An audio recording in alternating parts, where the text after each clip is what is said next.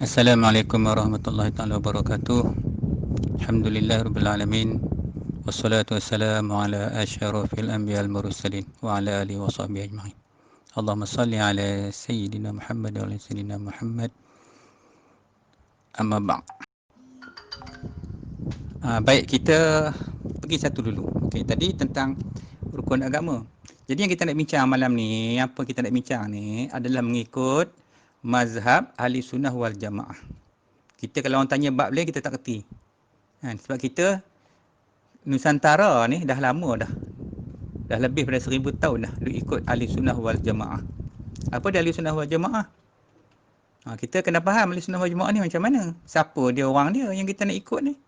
So jadi bila nak beramal ni kita nak kena faham lah. Apa benda? Tadi kita dah sebut. Okey, kita dah sebut tentang rukun agama tu ada 3. Islam. Okey, baik. Yang ni yang pertama ni kita bincang tentang Islam dulu. Jadi Islam ni kita nak belajar kat mana? Bahagian fiqh. Ilmu fiqh. Ilmu fiqh. Apa yang ada dalam kandungan Islam tu? Islam tu kena ada rukun dia. Pokok dia tu apa? Nak melaksanakan Islam tu. Mesti kena ada pokok dia tu, rukun dia. So rukun Islam tu ada 5. Semua dah faham dah. Pertama mengucap 2 kalimah syahadah. Yang kedua solat 5 waktu sehari semalam. Puasa di bulan Ramadan. Mengeluarkan zakat. Menunaikan haji di Mekah. Ni 5 jelas. Maknanya pertama ada 5 rukun dia. Okey. Baik, kita tak nak pergi satu-satu. Kita nak pergi ni dulu. Nanti kemudian kita akan masuk satu. Cuma kena ingat kat sini.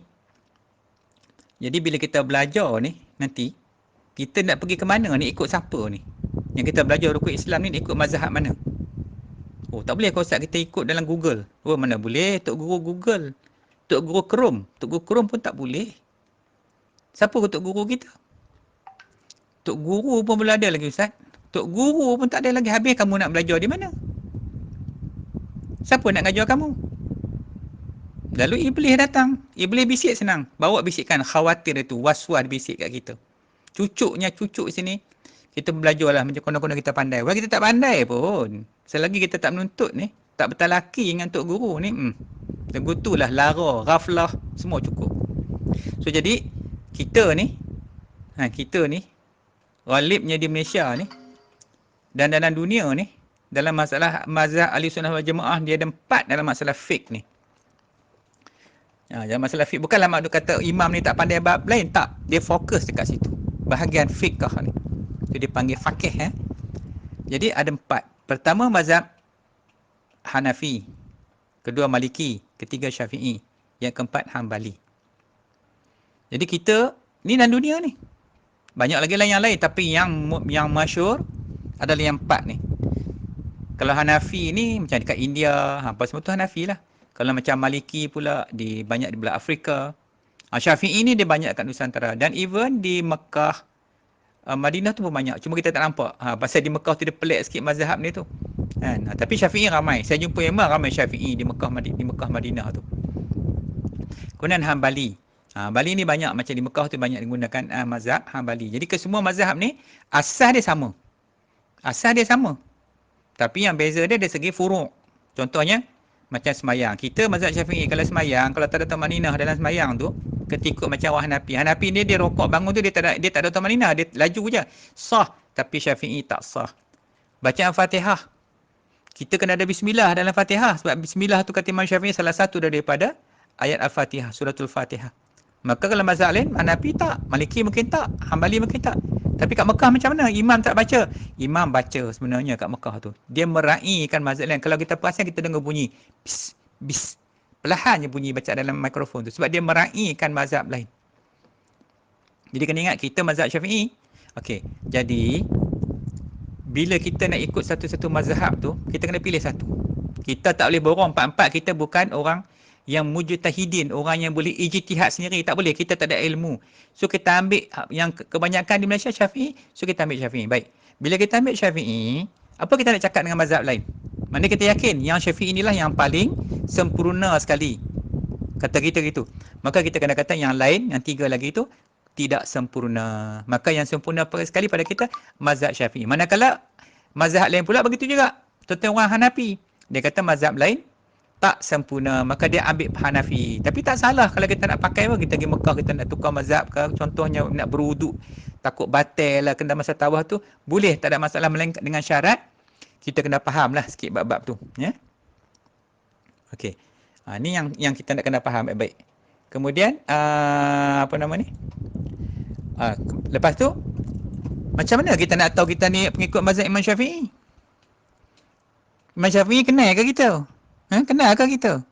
Kamu ni mazhab aku ya. Macam tu. Tak maunya orang itu.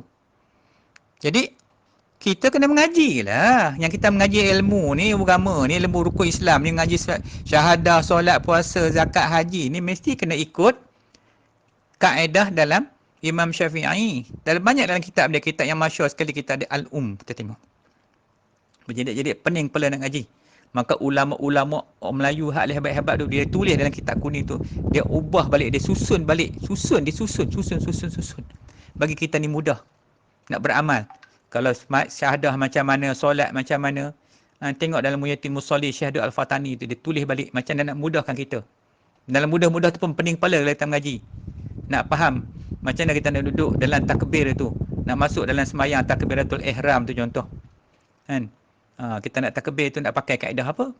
Nak takbir tu dengan muqaranah apa? Muqaranah basitah batal. Muqaranah tauzi'iyah batal. Yang sah dua muqaranah aja, muqaranah urfiyah dengan muqaranah kamaliyah. Apa benda muqaranah tu dalam takbir tu? Hak takbir biasa tu tak boleh ke? Boleh. Kamu mengaji dengan siapa? Ngaji siapa buat macam tu? Ni perkara dia. So jadi kita kena ikut mana satu mazhab ni. Lepas tu tak boleh main-main. Nak baca, nak belajar ni kena ikut. Kat mana kita nak duduk. Sebab esok kita nak jumpa dengan dia orang ni di akhirat besok. Siapa nak tunggu tolong doa kat kita di padang mahsyar kalau tak ada imam mazhab? Kenapa ada mazhab? Kenapa ada mazhab? Sebab nak melepaskan kita daripada zindik. Bukan menapik lah dah. Zindik terus dah kalau tak ada mazhab ni. Dah sesat habis dah. Teruk tak teruknya. Lepas tu pentingnya mazhab. Berat benda ni. Kalau kita mengaji memang berat sangat-sangat. Pasal tu Allah paksa kita suruh mengaji. Okey. Lepas tu macam mana pula kita nak tahu Imam Syafi'i, kita nak istihar kita ni mazhab Imam Syafi'i ni. Kita mazhab apa kita tak tahu lagi sampai hari ni. Ini baru fiqh ni. Jadi kita kena istihar lah. Sebenarnya kita istihar gini. Aku sebut nama kita adalah pengikut kepada mazhab Imam Muhammad bin Idris yang lagi Syafi'i. Itu nama dia Muhammad bin Idris. Gelaran dia Asy-Syafi'i. Jadi nak ikut dia macam mana? Kena ikutlah tok guru yang mazhab Syafi'i juga. Ni pergi ikut tok guru tak tahu. Ikut tok guru Google. Kemudian dia mengaku mazhab Syafi'i. Ambil dalam Google. Ni mazhab Syafi'i punya. Macam tu. Tak maunya. Ambil kat siapa? Mengaji dengan siapa? Allah. Macam itulah bila kita tak mengaji ni. Duduk sesat larat itulah dalam dunia. Di atas dunia tengah-tengah mata duduk tengok dia sesat lagi. Sebab kita tak peduli bab-bab ikutan mazhab mana yang kita nak ikut ni. Sebab tu penting kalau kita mengaji ni. Allah, tak tahulah kita tengok kita ni tak tahu duduk di mana. Boleh ke sampai ke Tuhan ke tidak. Dan kita dengan Imam Syafi'i itu jauh beza lah. 1200 tahun lebih. Tu okey. Ini baru bahagian fiqh. Ini bahagian fiqh yang rukun Islam tu. So nak kena faham rukun Islam tu. Semua tu wajib. Syahadah wajib. Kita bincang syahadah. Syahadah nanti kita akan bincang panjang lebar bab syahadah ni. Kita akan fokus pasal bab syahadah. Solat 5 waktu. Puasa. Zakat. Haji. Macam malam ni. Malam ni 10 Syaban. Macam-macam orang kata. Bida'ah lah macam-macam. Tapi sebenarnya Imam Ghazali itu tulis. Dalam kitab dia tentang ni. Dan banyak fatwa di Al-Azhar pun dah keluar fatwa bahawasanya malam ni boleh baca Yasin. Siapa yang tak baca lagi sekarang, bolehlah baca sebelum sampai pagi esok. Sempat tu baca je 3 kali Yasin tu. Kan? Benda tu baca nak beramal. Tidak kalau tak baca, tak buat apa langsung. Duk tengok TV lah. Tengok TV tu tak bida'ah. Tak bida'ah kalau tengok TV tu. Duk tengok handphone tu tak bida'ah ke? Covid sana, Covid sini. Tak bida'ah. Kalau nak baca Yasin, bida'ah. Jadi kita tak soal ikut. Kita ni, sebab tu kita kena jelas kita pengikut mazhab mana dulu. Kalau mazhab Syafi'i, ikut macam Syafi'i. Kita mengaji betul pasal mazhab Imam Syafi'i. Lepas ni ada duit, pergi kedai, beli kitab-kitab Imam Syafi'i itu, simpan kat rumah sambil-sambil kita boleh tengok kitab tu. Wallahu a'lam.